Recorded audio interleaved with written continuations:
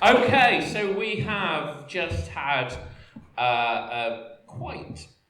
there's quite a lot of short films in the last section, so we're going to break this interview up into a few different sessions. So let's start from the right and work our way this way. Tell us who you are and what you're responsible for. My name is Chris Harvey and I'm responsible for London Bridge Has Fallen. My name's Harvey and I was responsible for the one with the really long name. And what was that really long name?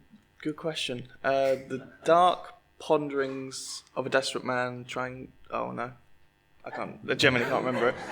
She said, we're going to call it Dark Ponderings from here on out, but for the benefit of the audience, the Dark Ponderings of a Desperate Man about to make the most important decision of his life. That's the one. There we go. Excellent. Okay. And I'm Thomas Loone, and I made Critically Acclaimed. Excellent. Thank you very much, all of you, for submitting your film. I'm going to start with Mr. Chris at the end there. Chris, I remember we had a conversation a few months ago and you said that your film wasn't as polished as maybe you'd like it to be, but that it was the snapshot of that moment. And I think anybody that watches your film will look at it and think, actually, they'll probably feel like they're there. How did it, I know you kind of outlined it in your film, but talk us about the run down to Buckingham Palace and what was going through your mind, etc. Well, basically I had a friend of mine, Mona, who said, get yourself down to Buckingham Palace. And I really didn't want to go down there because I just was knackered that week and I just thought I'd rather not. But inside of me, I was like, no, this is probably going to be a very historic moment. So I forced myself down there. And I was so glad I did go down there because it was such a bizarre experience. Going there when people didn't know what was happening. So when I first arrived, the announcement hadn't been put out that she had died, but clearly everyone thought that something's up, something's happened. And watching the reactions of all the police officers and all the security people and all the security teams, you could tell something wasn't quite right. And so just sort of hanging around there and just letting everything play out, I think worked sort of well for me, and capturing that whole moment from sort of the very start to sort of midnight. So you said you were already very knackered, so it's like working on the Romford Film Festival. How long were you actually there for in the end? I was there from about 4 o'clock to just gone midnight. And the only reason I didn't stay longer was because I wanted to sort of catch the train home. Harvey, where did the story come from? So the story came from Joe, who's hiding at the back. So it was his script, and we were making we had a mini film festival in Brighton, where we all had to submit films, and we were struggling to come up with one. And he gave us his script for basically what you saw, but a very shortened version. And I suggested that we'd make it a bit longer, just so there's more of a build-up before the punchline. That's how it sort of came about. And we had to make it within 24 hours or 12 hours before it was shown at the festival. And what was the trickiest part of the shoot?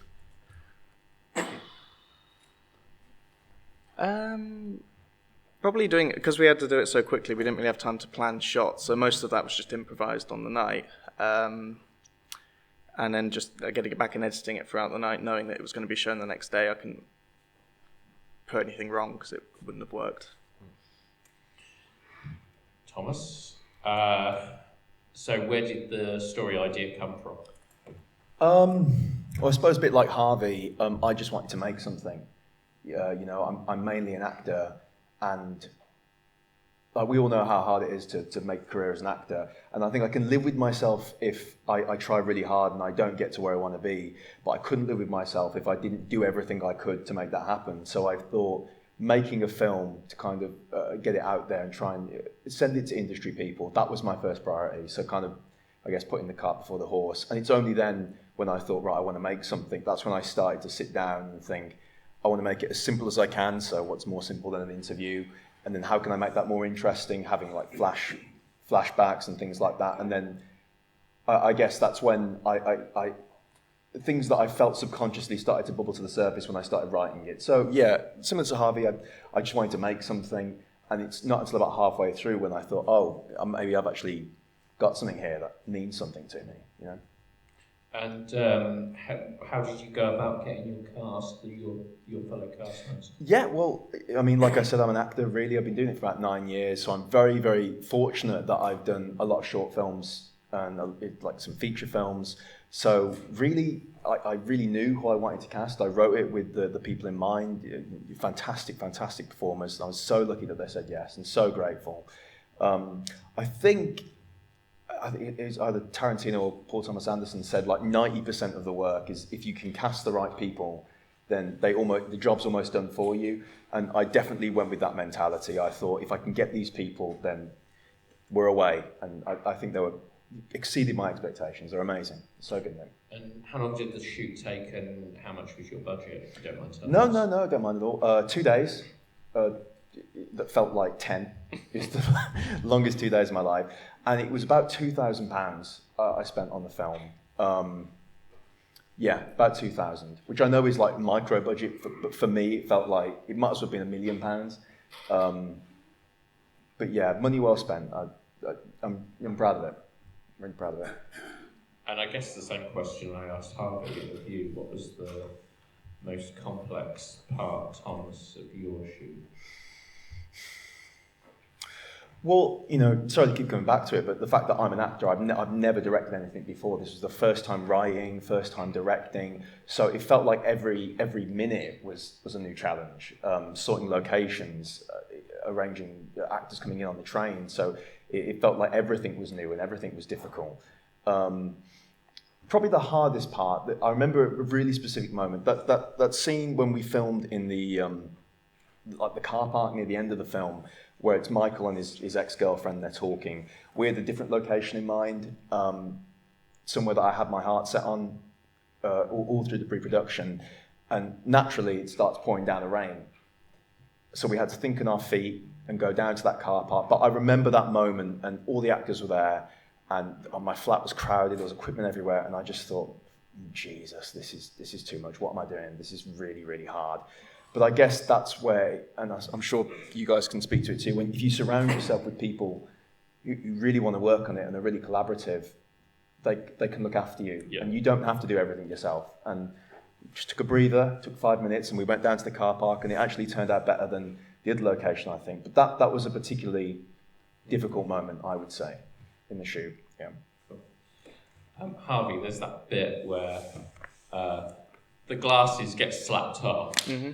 And then rather than bending down and picking up the glasses immediately into the pocket for another set of glasses, where did that idea come from?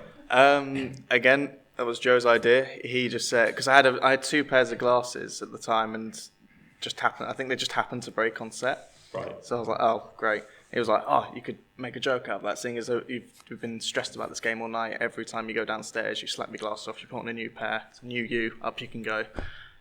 Fail again.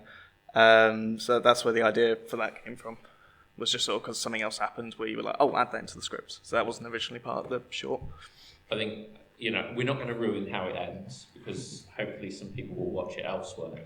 But I really enjoyed the reaction to the sting at the end from the audience. You could really hear that they got it. Do you think, how difficult it is, do you think it is to deliver that sort of punch in such a short period of time? Really difficult, because if the laugh didn't work, it failed. The whole rest of it was pointless. And I think making the first bit longer than it was before, because before it was about 30 seconds, wouldn't have had the same punch as you were you're anticipating what the ending's going to be. Obviously, I won't spoil what it is, but that's the idea. It was making that bit longer. And Chris, the guy who was concerned about his granny. Oh yeah, that was only like 1 or 2 minutes of something that went on for about half an hour. Yeah. he was so insistent. And the more insistent he got, like he thought he totally deserved to be front row of what was happening. And not one person was convinced to let him in. So the more, he just got more and more stressed. And by the end of it, he was just literally just shouting everywhere. And you heard a bit of his shouting there. But again, it brought out so many different types of people there. There was those people who were really somber, who were really upset. There were those people who just wanted to see what was going on. And literally, you could see there was just literally thousands and thousands of people just totally blocking up that whole area. You said to me on a previous discussion that you tried to capture the line. Do you want to talk a bit about that? When you went back, you tried to capture the line, didn't you? Oh, the line, which line? That you said you were going to try and capture the entire line. Oh, yes, the lying in state queue. The lying in state queue. Sorry, yeah. Yeah, so a few days after, I actually filmed the entire lying state queue from start to finish. And that was a real labour of love. It took me about 3.5 hours. And I had to go through about 3 different devices. So I got through my mobile phone, I got through my video camera, and through my DSLR, just filming it continuously. But I wanted to get that record because it was just such an interesting thing to film. And again, like, where else have we seen a queue that big in Britain? You know, I don't think that's happened for years and years and years. So if there's going to be a queue, I'm damn well going to get it. Have we got any cues? I'm obsessed with cues now. Have we got any questions? Have we got any cues from the audience? There is, I can't see them. So there's a question for Chris. As a sort of a dynamic reportage photographer, why were you tempted to video rather than still, or did you do both? Well, at some points I was doing both at the same time. So if you heard like clicking, that was me actually sort of photographing. So most of the footage that I was doing, I was literally looking through my sort of photo lens and sort of on one device and just filming like this on the other. So that's why sometimes it is a bit shaking, a bit sort of shonky. But it's the only way to do both. You can't really concentrate fully on sort of 2 things at the same time. So something's got to give. But it ended up like that. And there's things I would have done sort of better, I think. Like, I don't like the fact that you get this weird sort of contrast effect that happens. But again, because I was doing it on my mobile phone, it's not the best thing to sort of really film a sort of national event on. I thought it was really interesting, just before the end of your film, there's that lady at the gates, and she's clearly clocked that you've got both. Yeah. You know, like in some sort of angle. I thought that was really... I think that was when the penny dropped for me, that you were doing both at the same time. Oh, yeah. Any other questions? Is that any? No? For the pictures, what was the pre-production like? Was there much rehearsal? Who's that for, sorry? For Mike. Sorry, could you repeat the question again? Sorry, what was that?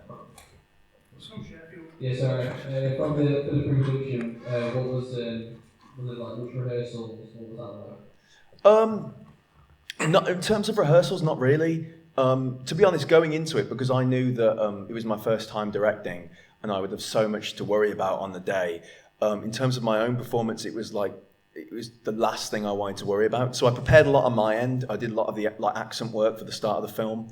I knew my lines inside and out. I knew everyone else's lines inside and out. So when it came to the day, I didn't really have to worry about myself in a way, and I could just focus on the other performers. Which was really, really useful, because I'm used to just focusing on my own acting when I do other people's projects. But that's probably one of the best things I did, preparing so much on my end.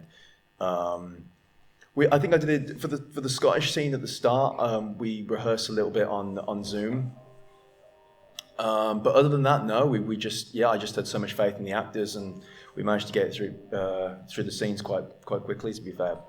Thank you.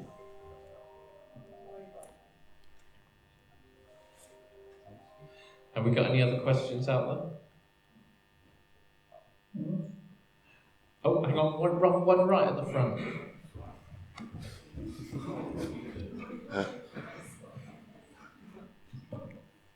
So I have a question for both of you. Is there any scene that you wish you had put in your film and you didn't have time for it? Any scenes that you shot, maybe you didn't have a chance to put in the film for whatever reason?